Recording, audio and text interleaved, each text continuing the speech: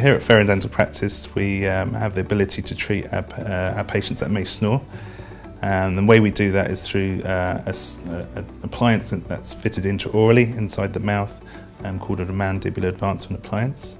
It brings the lower jaw forwards ever so slightly in increments, and that brings the tongue off the back of the mouth and opens up the airway, and thus preventing the snoring.